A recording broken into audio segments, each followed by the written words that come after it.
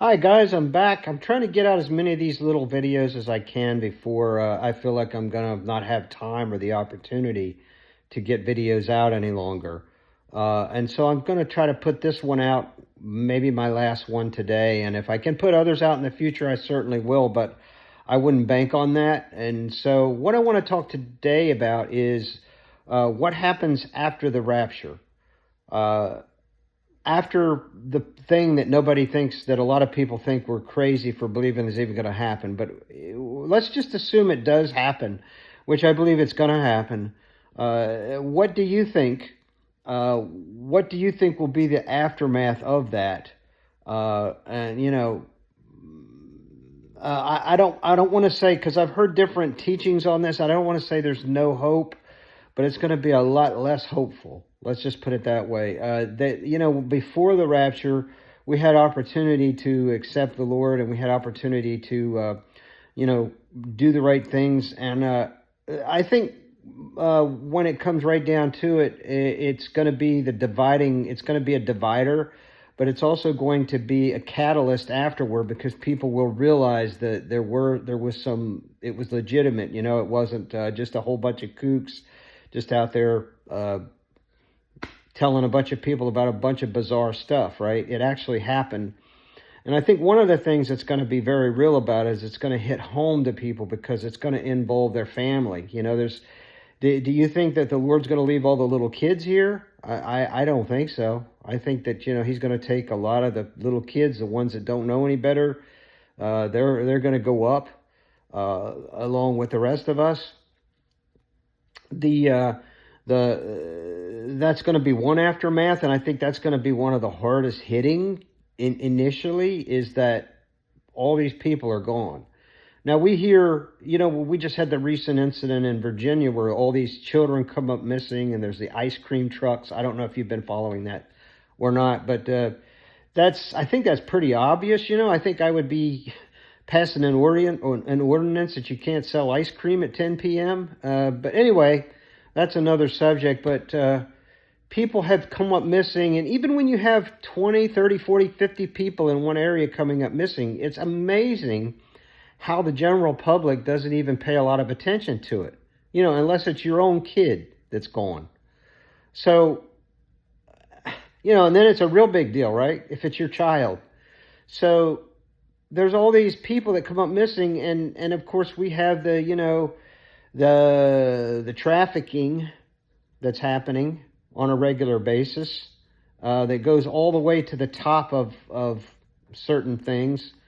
And we know that that's happening, or if you don't know that that's happening, then you're misinformed, because we see that happening. We have a more recent phenomena here.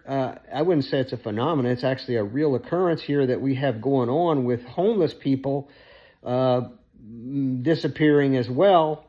And there's some theories I have about that one that I don't have time to go into here on this, but we have homeless people that we had encampments that were once there. The people are gone, and we don't know where they are. Okay?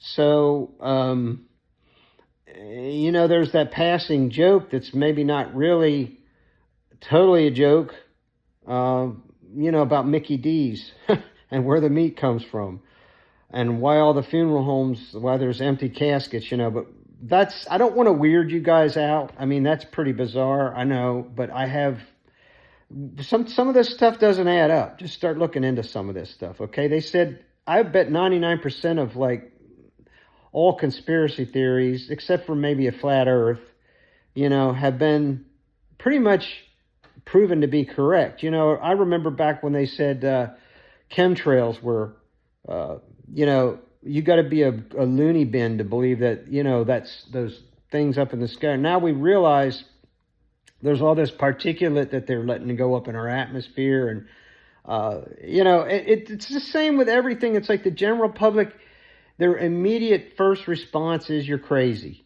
right? And then all of a sudden, a few years later, there it is. There's the evidence of it. So don't discount everything you hear. Don't discount it all. And some of it's worth pursuing, and some of it is not worth pursuing. But I'll just say, when it comes to people being missing, When you have, probably most likely people that are not noticed can go missing and it's not a big deal. But the people are noticing the homeless coming up missing. My whole point, 5 minutes into this already, is just that when people come up missing for the rapture, depending on how many of us it is, which in some cases I've heard people that have dreamed on these things and they've said that it wasn't as many people as you would have thought it would have been, which is unfortunate. But the Bible does say wide is the path to destruction and narrow is the path to eternal life. And so it's going to be a minority. It seems to me that it's going to be a minority of people that are going to make it and a majority of people that will not make it. And, it's not like pulling a card. You make preparation for these things, but some people don't even know where the cards are, and some people intentionally pull the wrong card because they don't realize what they're getting into. But pulling the right card could cost you something. So that's where we are. It can cost you something, but it's also going to benefit you eternally. So, and no, this isn't like another religion that says you get 10 virgins if you do something. No, this is different than that. This is a real promise with a real delivery. And part of the fruition of that will be to see that people are no longer here, which is going to be, that's when they're going to have to do a lot of dancing around the whole thing, right? And so the whole world will change at that point, depending on, even if it's a minority of us, it's going to be noticeable, very noticeable, more so than 50 people in Virginia, right? It's going to be extremely noticeable that people are gone. And it's going to disrupt families. It's going to disrupt systems. And then here's the ploy, guys. Here's what I think the ploy is going to be. Because this is also something that some of the people that have had dreams and visions have stated, and that I believe in many cases to be true, is that there are going to be a lot of events happening all at once. And if you ever notice when you try to pay attention to one thing, how you're dodging, some people multitask really easily. I am not one of those people where if you give me something to do, let me do it and leave me alone. But there's people who can, listen to 3 or 4 different things at once. It's like I'll do this while I'm listening to that, and then I'll read this. And not many people are that super great at multitasking. But whenever you get a whole bunch of things coming at you at one time, you sort of like don't know which one to deal with, especially if they all seem to be if they all come at you as if they need to be dealt with immediately. Okay, so I'm going to give you a scenario, and I hopefully they won't take this down. I'm going to use the words here, but if you have famine, okay, say you lose family members, okay, that's going to be the first one. Or people immediately in your circle that people are gone and they don't know why, and there's a deception there. Okay, that's just one thing, okay? And a bunch of us are just going to be gone. And then the next one is going to be war. Well, famine. War and famine sort of go hand in hand. I've never seen a war where food is abundant. People aren't going out to the restaurant, every other night in a wartime situation. You can extrapolate from what I'm saying the difficulty behind that scenario, right? Me personally, you wouldn't find me in a grocery store looking for food if people are in there killing each other over it. I'm sorry, I'll figure out a way to eat grass or something. I don't think that's going to be my problem. It might be your problem. I hope it's not your problem, but that's going to be a scenario, right? Sure, we can eat bugs. You can eat all kinds of things to survive. But so that's going to be coming at you. You could go to a grocery store, give your money and pay you some money. Well, actually now it's a lot of money, but you pay your money and you walk out with food, right? And you can pretty much get whatever you think you want in there. And it doesn't grow on trees, all of it. Some of it is Well, literally it does. But I'm just saying it's not going to always be that way, especially during a situation where you have nations who clamp supply lines down, which is what's happening right now between Poland and Russia. And the UK is putting all these governing restrictions on Russia and blah, blah, blah. And pretty soon you have all these countries who you have to make do with less. You know, talk about shooting yourself in the butt. Cut your oil supply off, over wintertime. That's really smart.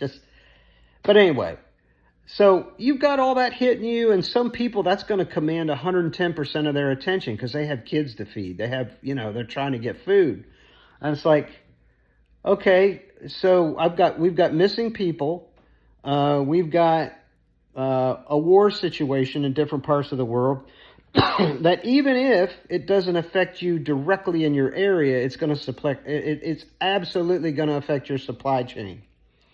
You think food prices are high now? You just wait.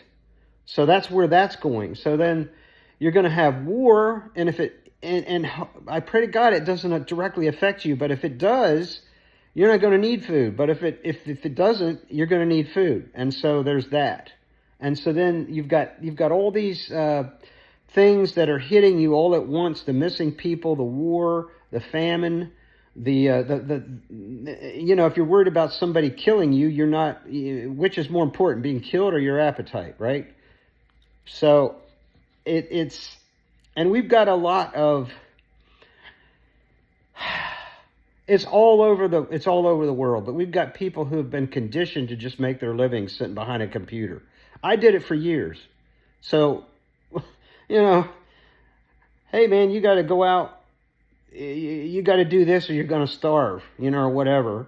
And the powers that be are, let's go back to this. The powers that be are they're predicated on a reduction of the population. That's what the Georgia Guidestones are all about. Let's reduce the population. So what do they care if there's a war?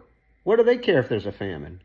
These are the guys that are going to be over you later if you're here. So they don't care. They're, hey, we lost that many people, and then you're going to have a one world government with a leader that is demanding you take this mark or else you can't buy or sell or do anything. And initially, it's going to come out kind of like a new iPhone. It's going to be like, oh yeah, that's cool, man. I don't need my phone anymore. Sign me up, right? And you know how we all sign those software agreements that are 40 pages and we don't read it all? You know how you check yes just to get the software? It's like, why in the world do you need 40 pages of documents for me to be able to use an app in my phone or whatever it is? And essentially they're spying on you and all that. But so that's going to be a thing where it's going to come off. You're going to agree. A lot of people are going to agree to something. Hopefully you will be in full possession of your faculties to know what you're agreeing with, and yet you will read the fine print, and that you'll find out it's kind of like the stick, right? You need to know everything. Don't just jump into that, right? So that's going to be coming, and that's where there's going to be a great separation. There's going to be people who will not, and I'd be one of them if I'm here. I won't do that. I'm not going to do that because I've heard from too many that it's like a lobotomy. It really is. It's you think about this, okay? Just go back to the basics here. Who controls you right now? You do. You control you. You have a free will. Well, what about if you implant something in your brain, or you get an injection that picks up signals, or you get a tattoo that has like a digital, software built into it that takes the place of your cell phone, and all of a sudden you're able to do things that you couldn't do just by thinking about them, kind of like the Neuralink. You can just do things like that. But then stop and think about that. You can control it, but it can't control you? No. You can control it, and it's going to start controlling you. In fact, there are people who have it now who state that as much. So you've got these convergences afterward you're going to have all these things hitting you at once. And it's going to be tempting to, oh, hey, we'll feed you, and you're hungry and you haven't had anything to eat for a week or two. And you're like, I'm really hungry. And here, if you just take this mark, we'll feed you. Don't you realize what you're doing, man? Like, you'd be better off to go eat grass somewhere. Go kill a squirrel. Go eat a turtle. I don't know. Whatever you got to do. I mean, even to die is better, is more preferable than that. So I'm just saying, this is where it's headed. And there'll be a lot of people that will take that mark. Oh, it's just going to be crazy. But then you'll notice right away there won't be any more riots, because why not? Why don't people ever want to do anything? They're just so passive now. They're so easygoing. Why is that? Why are people so... Wow, look, I remember Tom over there. He used to be like so violent, and now look at him. He's like just like so passive and relaxed. And I can tell you why that's going to be. The thing that you put in you is going to basically control you. Why do you think they're giving it to you? They're not giving it to you for superhuman power. So till next time, again, if there is a next time, please consider what I'm telling you and consider the way out, Jesus.